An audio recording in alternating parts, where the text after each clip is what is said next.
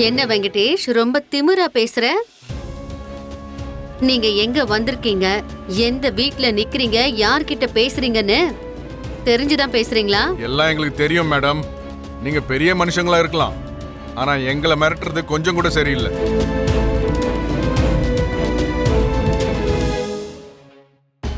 திடீர்னு வந்து எங்க சம்மந்தி அம்மா முந்தா நேத்து எங்க மருமகளை இங்க கூட்டிட்டு வந்துட்டாங்க.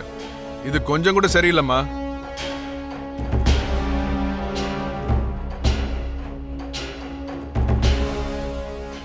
கல்யாணம் பண்ணி புகுந்த வீட்டுக்கு அனுப்புனதுக்கு அப்புறம் நம்ம வீட்டு பொண்ணு ஆகாது.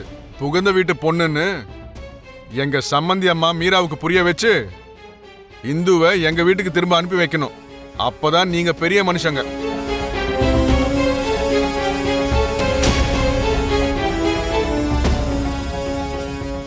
ஆனா அதை விட்டுட்டு எங்களையே மிரட்டி பாக்குறீங்க. வெங்கடேஷ், நான் உன்னை மிரட்டல. என் புருஷன் முன்னாடி யாராவது அதட்டி பேசினா கண்டிப்பா எனக்கு கோபம் வரும். அந்த கோவத்துல தான் கொஞ்சம் பார்த்து பேசுன்னு சொன்னேன். சரி, இப்ப என்ன? இந்துவை உங்க வீட்டுக்கு அனுப்பி வைக்கணும், அப்படிதானே? நான் எத்தனை வாட்டி ஃபோன் பண்ணேன்னு நீங்க அபூர்வா கிட்ட கேளுங்க. உங்களுக்கு வரதட்சணை வந்து சேர்ந்துருச்சுன்னு நாங்க தவறா புரிஞ்சுக்கிட்டோம்.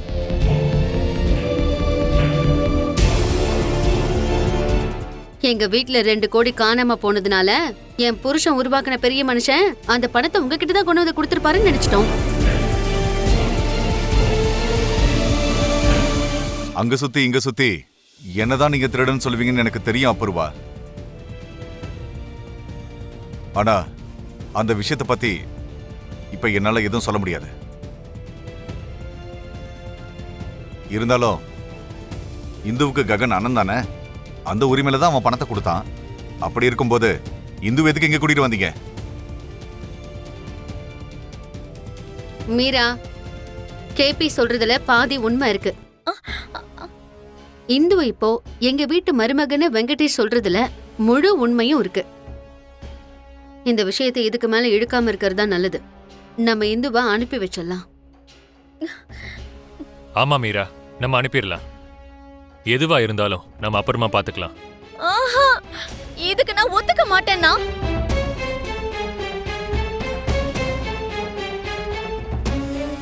அதோ அங்க வரானே அந்த பெரிய மனுஷன்,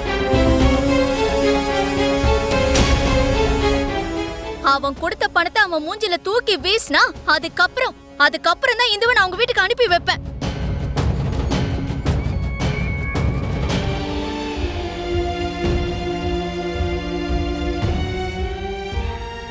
இங்க பாருங்க, எங்க அம்மாக்கு அந்த மாதிரி ஆசையும் இல்ல, எனக்கு அந்த மாதிரி எந்த நோக்கமும் இல்ல. ப்ளீஸ் இதுக்கு மேல அப்படி பேசாதீங்க. இந்த கதையெல்லாம் வேண்டாம். என் அண்ணன் கொடுக்கற செக்க நீ வாங்கிக்க போறியா இல்லையா? பணம் கொடுத்துட்டேன்றதுனால அதை திரும்பி கொடுத்துறேன்னு சொல்றீங்க. இதே பணத்தை நீங்க அவங்களுக்கு கொடுக்காதனால அன்னைக்கு இந்து சாக நினைச்சா. இந்து செத்து போயிட்டானா? அவ உயிரை கொண்டு வந்து நீங்க திரும்பி கொடுக்க முடியுமா?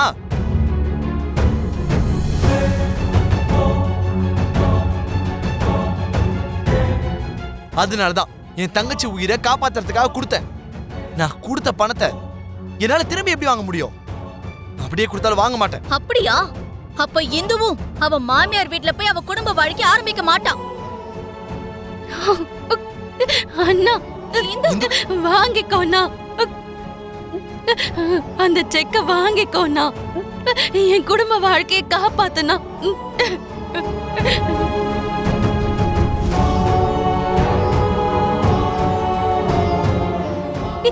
பிளீஸ்ண்ணா, உன்னை கையெடுத்து கும்பிட்டு கேக்குறேன், அந்த செக்க நீ வாங்கிக்கோண்ணா. இல்லைன்னா என் அம்மாவோட முட்டாள்தனத்தால என்னோட எதிர்காலமே இருட்டா மாறிடும்னா. ப்ளீஸ் அண்ணா.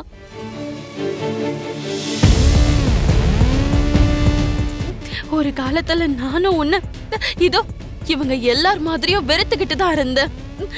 உன்னோட நல்ல குணம் தெரிஞ்சதுக்கு அப்புறம் இப்போ உன்னோட தங்கச்சியா உன் மேல பாசமா இருக்கேன்னா.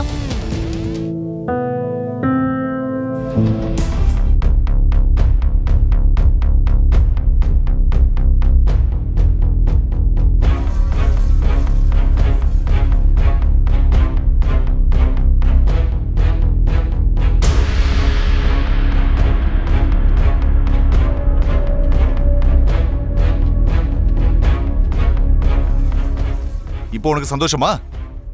ககன மரியாதை இங்க கூப்பிட்டு இப்ப அசிங்கப்படுத்தி அனுப்பியிருக்கீங்க. எல்லாருக்கும் சந்தோஷம் தானே? எதுவா இருந்தா என்ன, அந்த பணத்தை அவன் மூஞ்சில தூக்கி வீசியாச்சு. எனக்கு அது போதும்.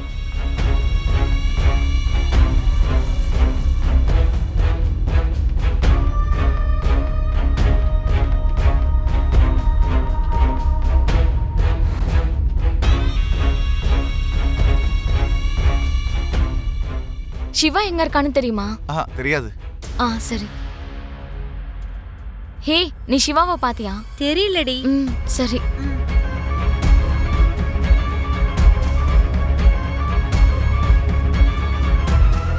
இந்த சிவா எங்க போனா?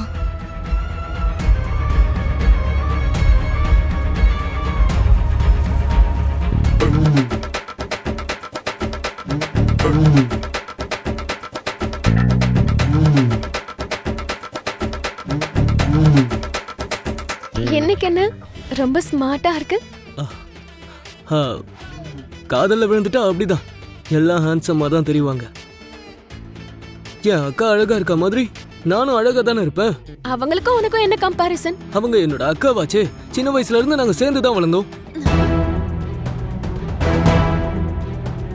என்னது சேர்ந்து வளர்ந்தீங்களா?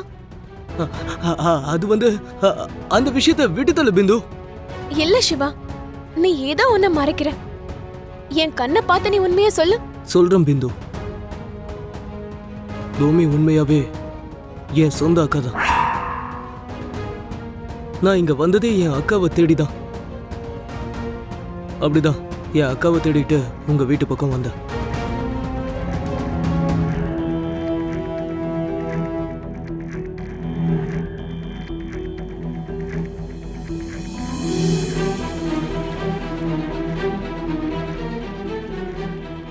நீங்க இவ்ளோ நாளா இந்த விஷயத்தை ஏன் சொல்லவே இல்ல? சில காரணங்களால உண்மையை மறைக்க வேண்டியதா போச்சு. யார்கிட்டயும் சொல்ல வேண்டான்னு என் அக்கா என்கிட்ட சொல்லியிருந்தாங்க. காதலர்களுக்கு இடையில காதல் தான் இருக்கணும், ரகசியம் இருக்கக்கூடாதுல. அதனாலதான் நீ கேட்ட உடனே நான் இந்த உண்மையை சொல்லிட்டேன். உன்னை தவிர இந்த உண்மையை நான் வேற யார்கிட்டயும் சொல்லல, சொல்லவும் மாட்டேன். நீயே சொல்லிடாத பிந்து. காதலை மறைக்க கூடாது, சொல்லிடணும். காதலன் சொன்ன ரகசியத்தை மறைக்கணும், சொல்லக்கூடாது. அப்ப நீ பூமிக்கு சொந்த தம்பினா எனக்கு மாமாவாச்சே. சோ நாளைக்கு நம்ம கல்யாணத்துக்கு எந்த ப்ராப்ளம்ஸும் வராது.